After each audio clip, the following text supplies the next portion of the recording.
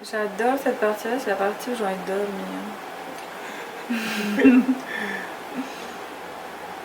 Donc si ma tête part en arrière, c'est normal. Je suis sûre que ça existe, tu vois, parce que si j'avais un dossier comme ça, Ouais. je répondrai plus à tes questions. Peut-être que vous allez m'entendre ronfler dans la vidéo. Yalala tout le monde, c'est Whitney, j'espère que vous allez bien. Comme vous pouvez le voir dans cette nouvelle vidéo, j'ai une invitée spéciale qui est Léana Fouchra. Salut Whitney. Dans ce nouvel épisode de Make-up Interview, on va connaître un peu plus Léana et l'univers... C'est quoi Léana. Mais j'ai dit quoi? Léana. Ah ouais? Ta copine qui te ment? T'as entendu Léana aussi? Oui. C'est ta copine qui te ment? C'est moi, c'est moi. Léana. L-E-I-A-N-A. Du coup, je sais plus quoi dire.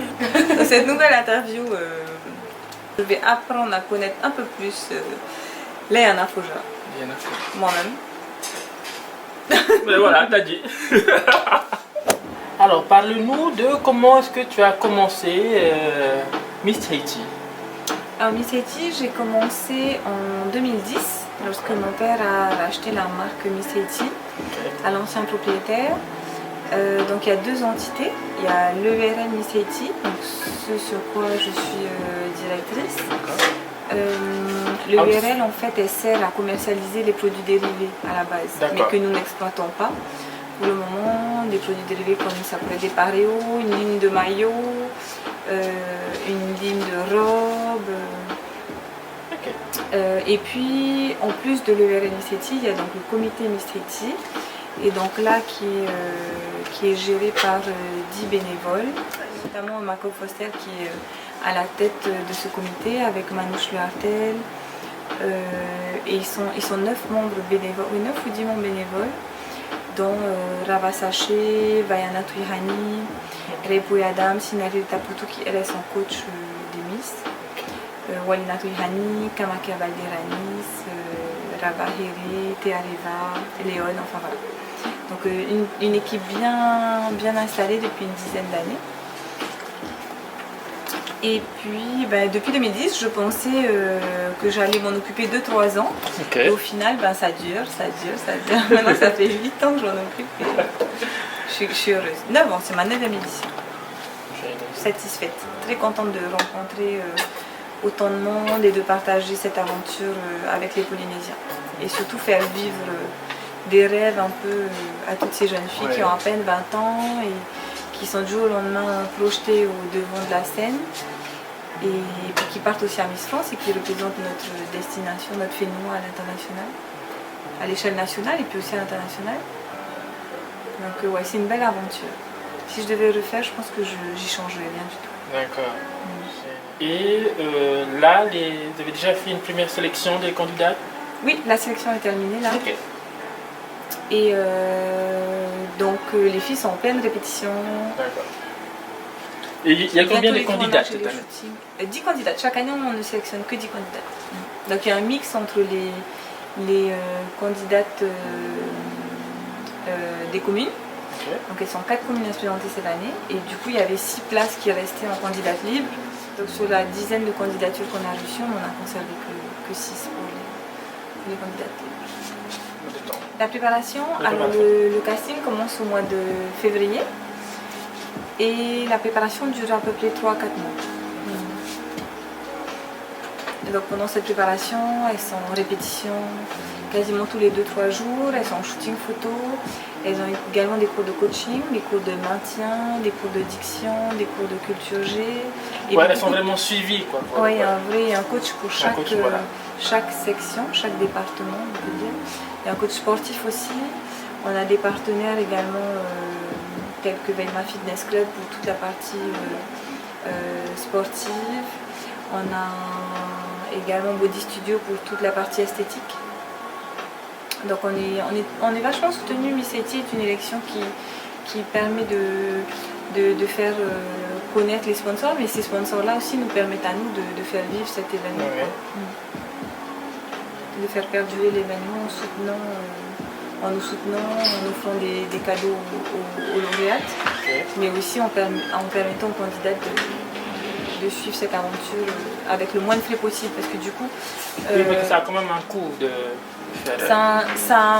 Normalement, le coût est moins élevé qu'avant.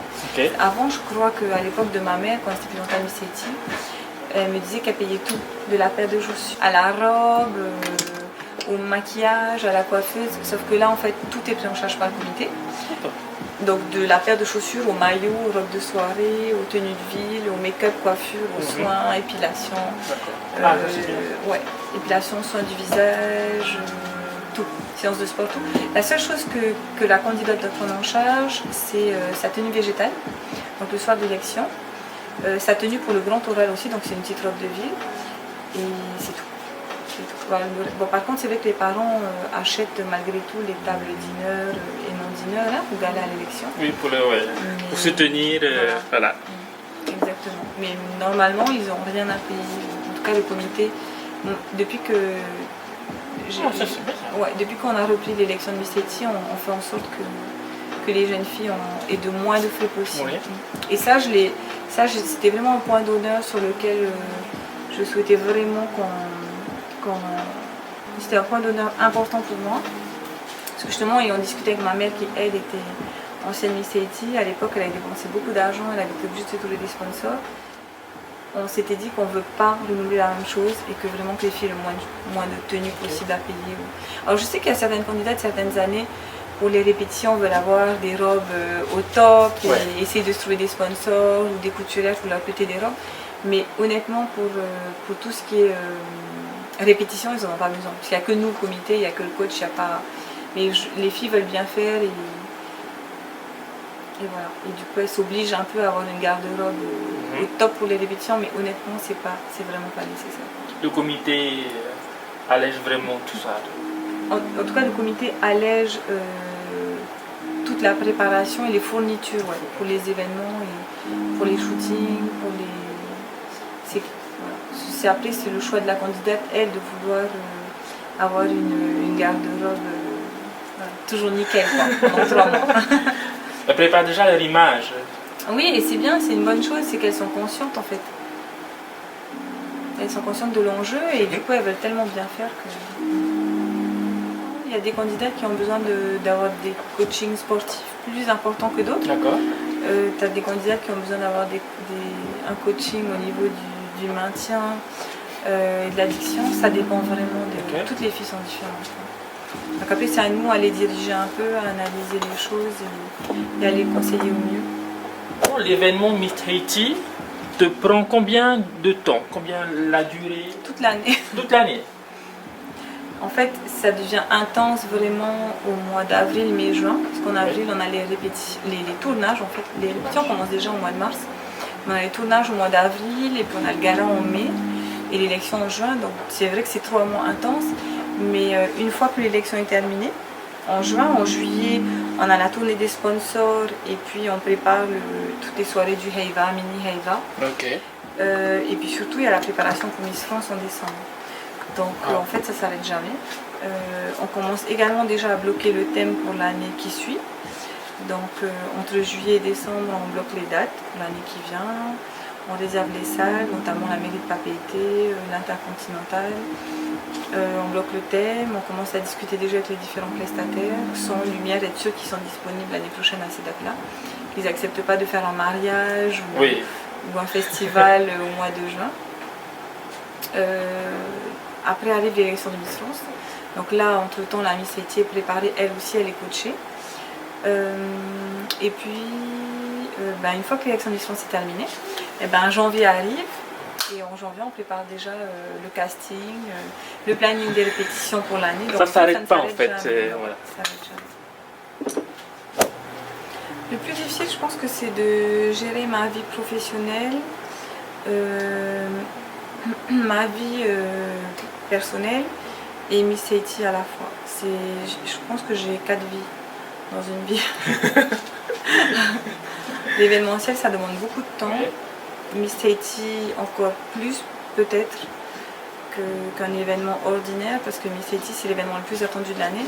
Donc je sais que je risque de me recevoir des tomates chaque année si les robes ne plaisent pas, si la musique ne plaît pas, si le thème ne plaît pas. Enfin voilà, malheureusement on est facilement critiqué aussi. Oui. Donc du coup, après on sait, sans les règles du jeu, voilà, on a choisi d'organiser Miss Haiti, donc on prend tout ce qui va avec, le package. Mais non, le plus compliqué c'est vraiment de gérer tout ça. Donc j'essaye de travailler dans l'automobile, parce que mon métier premier c'est dans l'automobile, en journée. Et j'essaie de m'organiser pour m'occuper de Miss Haiti le soir et les week-ends. Donc le soir, on organise nos réunions avec le reste du comité Miss Haiti. Parce que bien sûr, tout le monde travaille. Donc on est tous dispo que le soir à partir de 17h30. Donc on fait nos réunions le soir, ou bien j'organise des brunchs chez moi le samedi ou le dimanche. Et puis pour ma vie personnelle, j'ai une petite fille de 6 ans. Donc j'ai de la chance d'avoir ma mère et sa nounou qui habitent à côté de chez moi, donc du coup elle m'aide beaucoup, et puis ma fille aussi a un papa qui s'occupe très bien d'elle, donc du coup ça permet de faciliter ma vie, en tout cas de m'épanouir aussi dans mon travail. Le fait de savoir que je peux me reposer sur certaines personnes, c'est important pour moi. Toi et le maquillage, c'est quoi? Alors moi c'est gloss. Gloss. Ouais, le maquillage c'est gloss. Je ne sais pas me maquiller. Donc à chaque fois que vous me verrez en soirée maquillée, ce n'est pas moi. J'ai fait appel à mes copines qui ont des pinceaux, ou à mes amis qui ont des pinceaux dans les doigts. Le matin, j'essaie de me mettre un peu de fond de teint, et encore pas forcément parce que je cours beaucoup, je vais au sport, donc au final ça tient pas vraiment. Ouais. Non, je me mets du gloss, ça me suffit. Je crois que le secret, je pense, pour avoir toujours une bonne mine, c'est de bien dormir et d'aller au soleil de temps en temps. Parce qu'un petit coup de soleil, un petit coup de les joues un peu roses, le teint un peu doré, voilà, c'est mieux que le make-up. Et toi, tu arrives à dormir avec la vie et... Mais en fait, je ne regarde jamais la télé. D'accord. Je regarde, même j'ai des copines qui me parlent des séries sur Netflix et tout. Je pense que la dernière fois que je me suis connectée à Netflix, c'était il y a un an plus. Enfin, genre il y a 8 mois, peut-être 8 ou 9 mois. Mais depuis, je ne me suis plus connectée à Netflix, je ne regarde plus la télé, je dors. Quand je rentre à la maison à 20h ou 21h, je fais un bisou à ma fille, je la mets au lit et puis je crois que je m'endors avec elle. Donc, et on dort jusqu'au lendemain à 6h et ça me va bien. Donc je regarde les infos de temps en temps, mais je crois que c'est tout. Et le choix des tenues se fait au moins 6 mois avant, parce qu'il faut... ouais, au moins 6 mois avant, il faut se fournir en tissu, il faut qu'on design, il faut qu'on ait une idée de comment on la veut. Souvent, on va avoir des designers locaux avec qui on travaille. Et puis quelquefois, quand on ne trouve pas les tissus localement, il faut aussi partir les chercher ou les faire imprimer. L'année dernière, on a eu la chance de pouvoir travailler avec Tahiti Art et avec un tatoueur local qui nous a fait les designs pour notre thème Mana.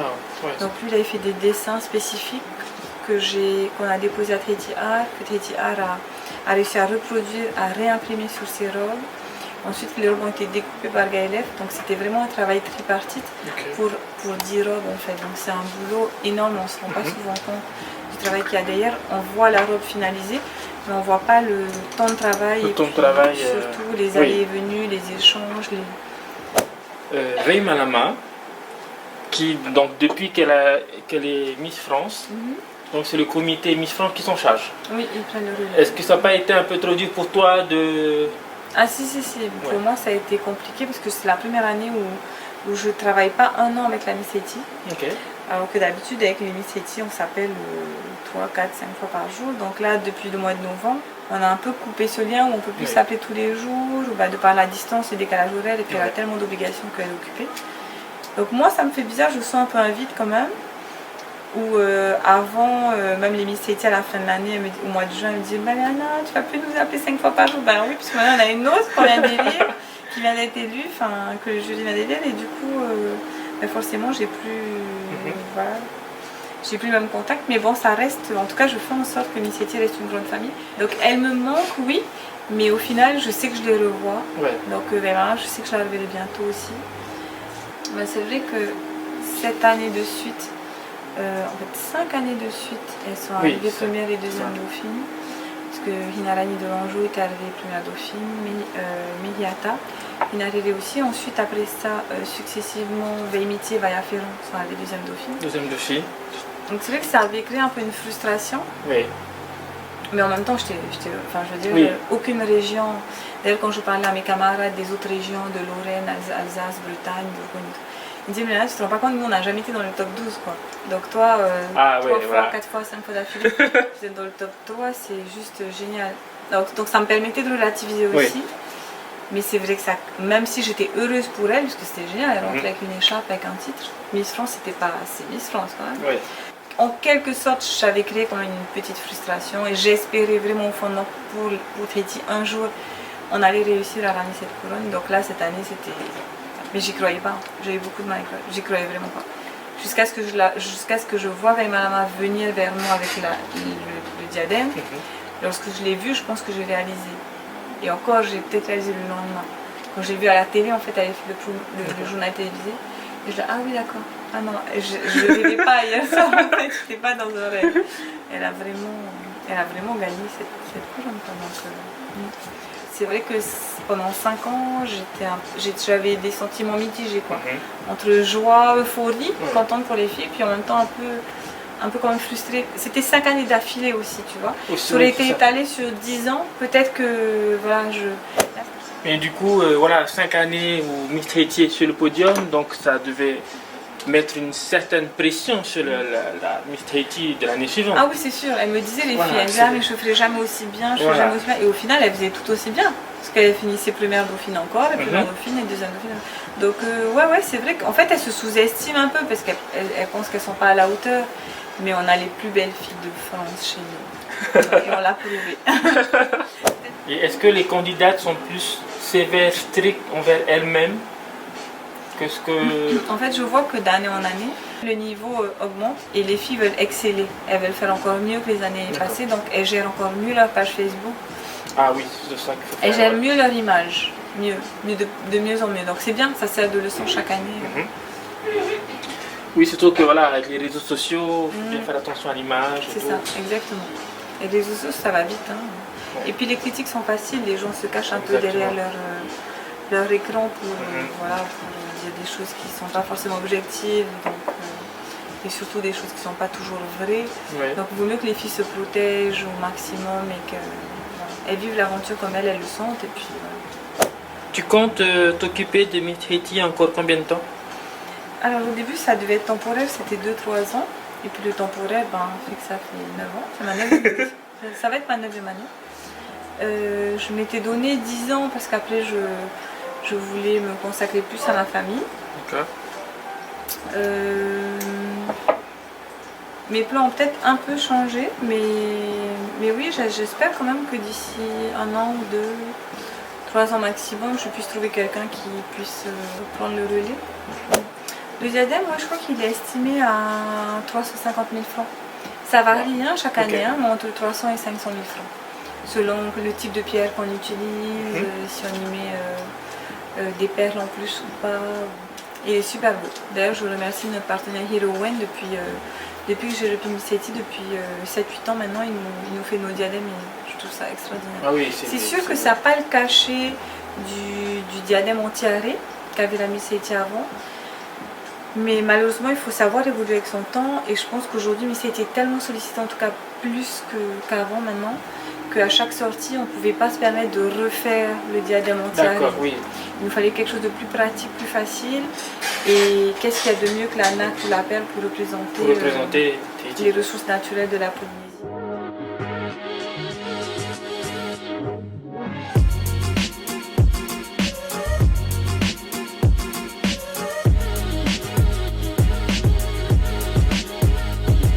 Donc voilà les amis, cette vidéo est terminée, j'espère qu'elle vous a plu. Si c'est le cas, n'oubliez... Si c'est le cas, n'oubliez pas de liker la vidéo et de la partager. Et on vous dit nana, à bientôt. Nana. Ciao.